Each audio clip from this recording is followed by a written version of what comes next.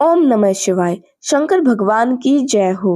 पार्वती माता की जय हो। तो प्रिय श्रोताओं, आज हम सुनेंगे सोमवार व्रत कथा व्रत महात्म्य, पूजन विधि एवं सोमवार व्रत कथा।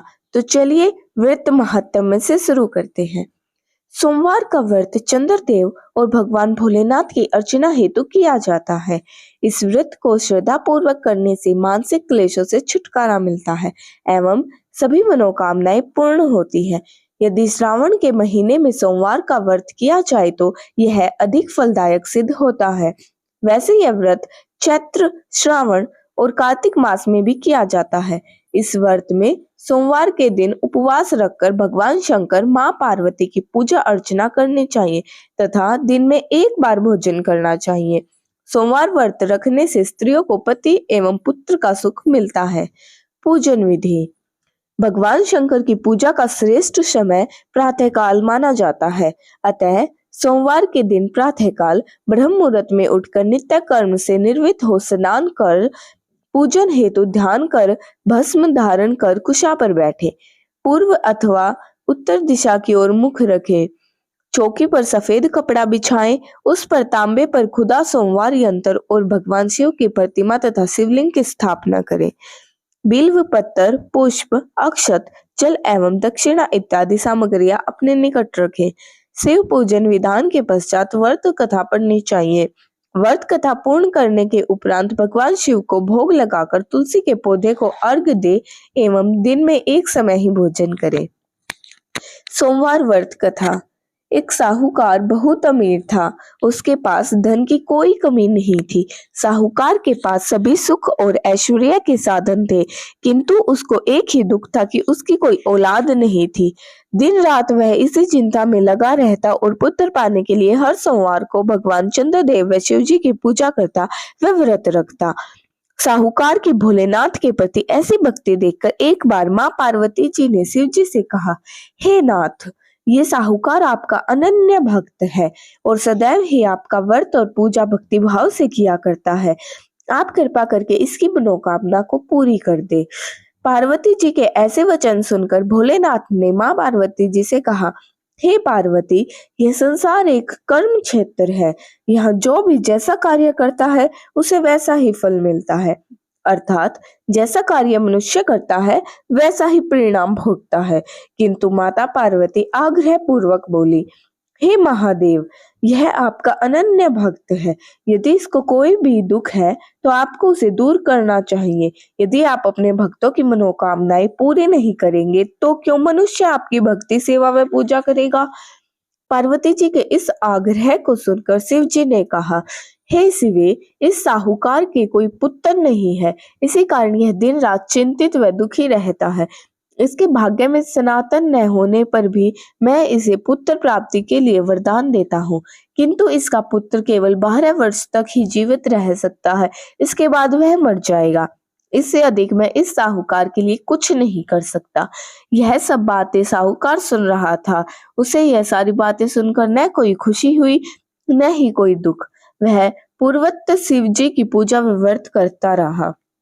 कुछ समय पश्चात साहूकार की पत्नी गर्भवती हो गई और 10वें महीने में उसने एक बहुत ही सुंदर पुत्र को जन्म दिया।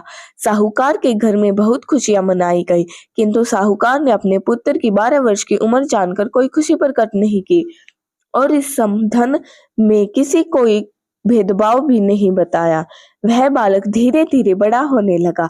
जब वह बालक 11 साल का हो गया तो बालक की माता ने साहूकार से उसके विवाह के लिए कहा, किंतु साहूकार ने कहा कि मैं काशी जी पढ़ने भेजूंगा।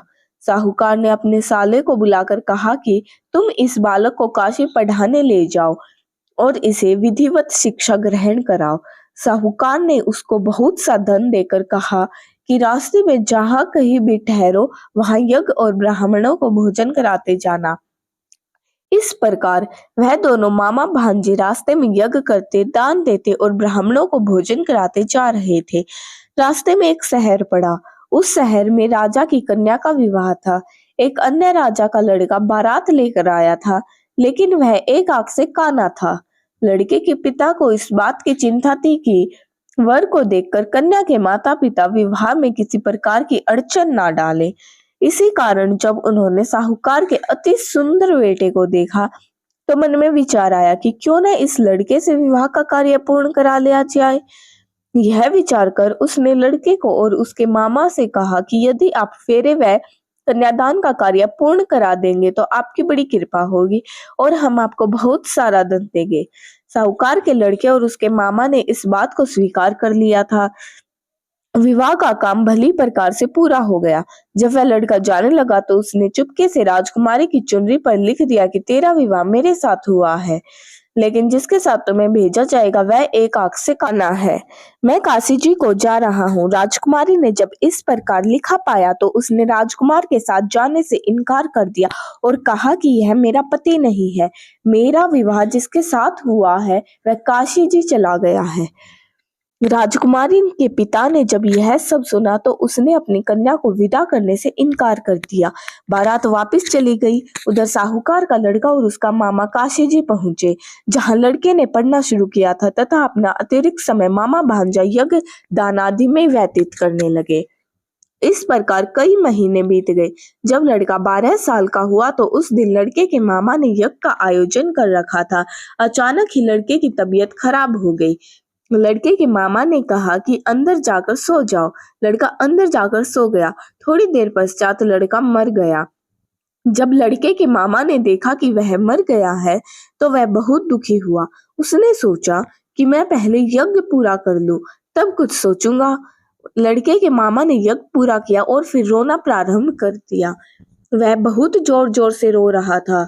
संयोगवश शिवजी और पार्वती उधर से जा रहे थे। पार्वती जी ने भगवान भोलेनाथ से कहा, हे नाथ, कोई दुखी व्यक्ति रो रहा है, उसके कष्टों को दूर कर दो। जब शिवजी और पार्वती जी वहां पहुंचे तो उन्होंने देखा कि वहां पर एक लड़का मरा हुआ पड़ा है। तब पार्वती जी ने देखते ही लड़के को पहचान लिया। पार्वती जी ने लड़के के मरने का कारण पूछा तो भोलेनाथ ने बताया, हे गौरी, इस लड़के की आयु इतनी ही थी, ये अपनी आयु पूरी कर चुका है।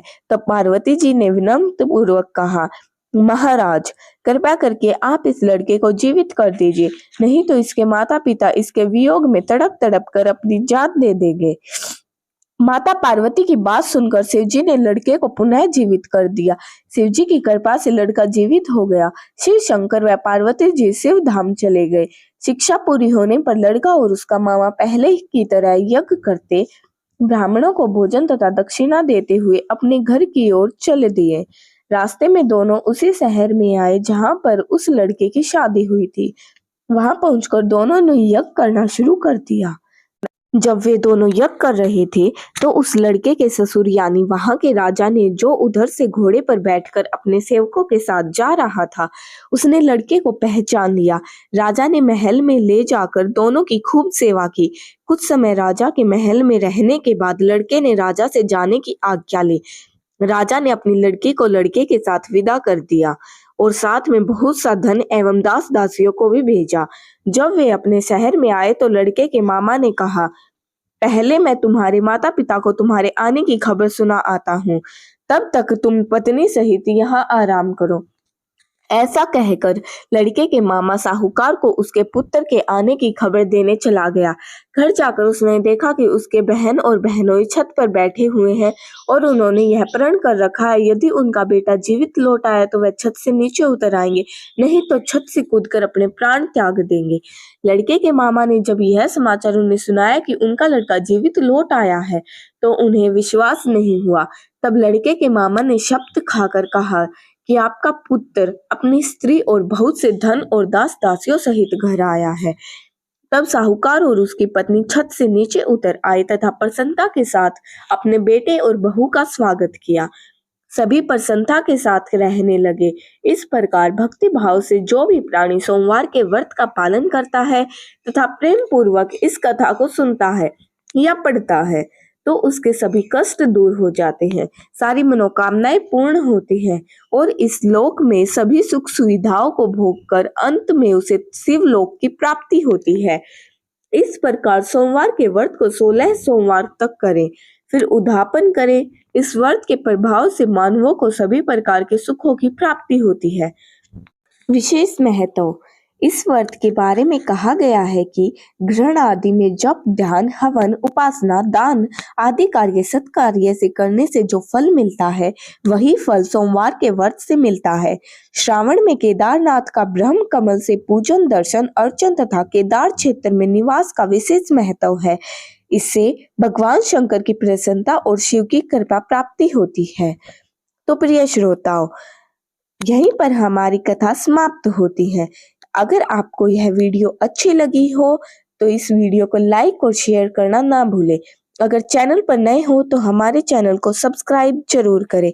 मिलते हैं आपसे अगली वीडियो में।